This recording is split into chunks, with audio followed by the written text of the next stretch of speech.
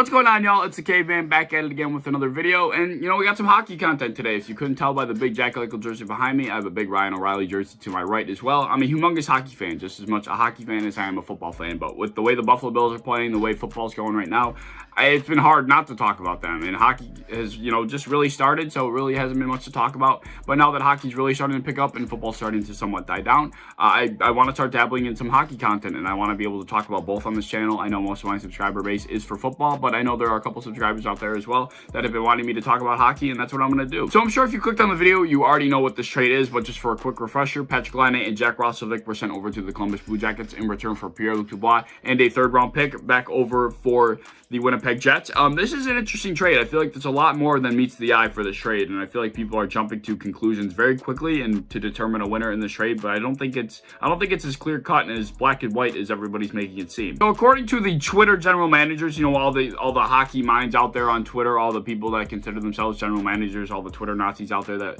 really love to put their 2 cents in and, just act like they know everything. The general consensus appears to be that the Columbus Blue Jackets won the trade, like I said, according to the Twitter general managers. And I would agree, at first glance, I do agree, but I don't think it's as clear cut and as black and white as everybody's making it out to be. Everybody's like, Columbus fleeced Winnipeg, Columbus fleeced them, they fleeced them. It's like, no, they really didn't. So let's break down this trade. I think when people, when they come to the conclusion that Columbus fleeced Winnipeg, I think they see Patrik Laine's name and they're like, Patrik Laine to Columbus? Of course Columbus won the trade. I don't think it's that simple. Patrik Laine is a great player, but people see and remember what he did in that one game where he had 5 goals, but then they forget that he went on a 15-game goalless streak. He also got dropped on his ass by Jake McCabe, and he also scored on his own net. Shot, big rebound. Laine wants to clear it behind the net and puts it. So Patrik Laine is a guy that not only comes with a lot of upside, but he comes with a lot of lows too. He's very inconsistent. He also comes with a lot of baggage. If he's unhappy, he's gonna let everybody know. He's a personality. He's a dynamic guy. He's not he's not just a hockey player. He's gonna come with his personality, and everybody's gonna know it. So I think there's more than meets the eye than Patrik Laine, and I think people just don't really realize that. They just see his name and think, of course, Columbus won the trade. But on the other hand, PierreLuc Dubois is a rising star in this league, but I mean, he's been kind of pulling some antics just as Patrik Laine was. He went into a corner against the Tampa Bay Lightning for an offensive puck battle. On the forecheck, he went into the corner. He pretty much just stood there, looked at the puck, and watched Tampa Bay break out of their own end.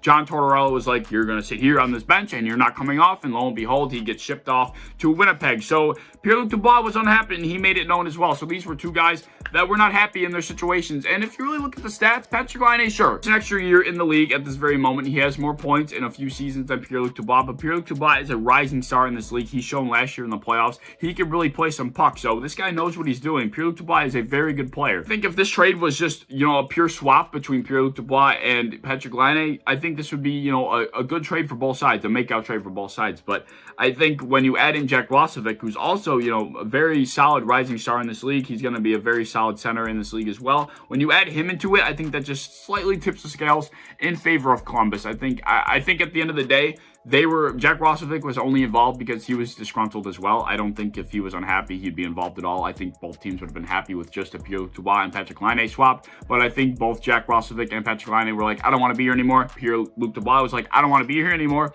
And both general managers are like, okay, match made in heaven. Hit the deal button, and the trade was done. Another big factor with this trade is, how is Patrik Laine going to work with John Tortorella? John Tortorella does not put up with any shit, at all. This guy will bench you so fast if you want to pull some BS. So that'll be an interesting dynamic. I know there are a couple of people out there in their opinion that say that Winnipeg won the trade, and I do see that point. I do understand why people would say such a thing. I think Patrik Laine, he could be more of a cancer at times. Jack Roslovic not so much, but Patrik Laine could be a little more to handle at times, and he's worth it. So maybe Winnipeg won the trade. I think, like I said, it's going to be a trade we will be able to determine a winner of once time really, takes its toll here, once, a couple of years down the road.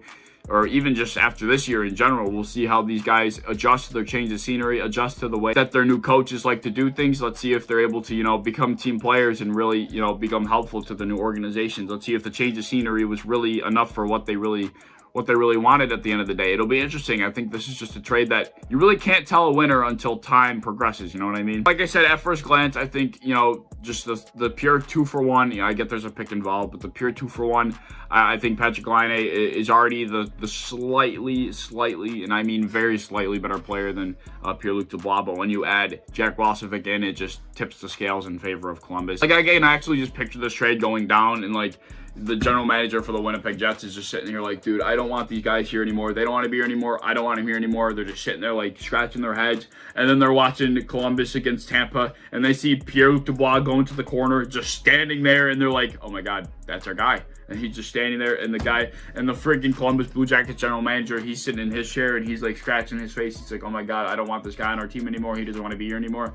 And I don't know who called who, but they probably just, you know, they got on the phone, and they're like, I don't want this guy anymore. And they're like, I don't want this guy anymore. I don't want either of these guys anymore. I think it was just like, you know, an on-the-spot kind of thing. I don't think either of them really waited for offers. Maybe they got a couple other offers, but I think both of them knew that, both general managers knew that there was not going to be a better offer from anyone else. This is the best offer for both of them that they were going to get. So they were just like, they probably had the trade sent out to one another, and they were like, deal. Like I said, I think the Columbus Blue Jackets did win this trade slightly, but at the end of the day, you really won't know until time progresses, until time really tells the true story, time really tells the true tale. We will never know who won this trade for probably after at least this year, or, you know, a couple years down the road. But I want to know what you think down below, who won the trade. I want to know your thoughts on the Sabres as well. If you're a Sabres fan, just hockey in general, I want to know your thoughts down below in the comments. I love to have interaction with you guys, but let me know down below. If you like the video, like, subscribe, do all the fun stuff. You want to hit that bell for the notifications. If you want to follow me on Twitter, go right ahead and do that as well. And I'll see y'all later in the next one.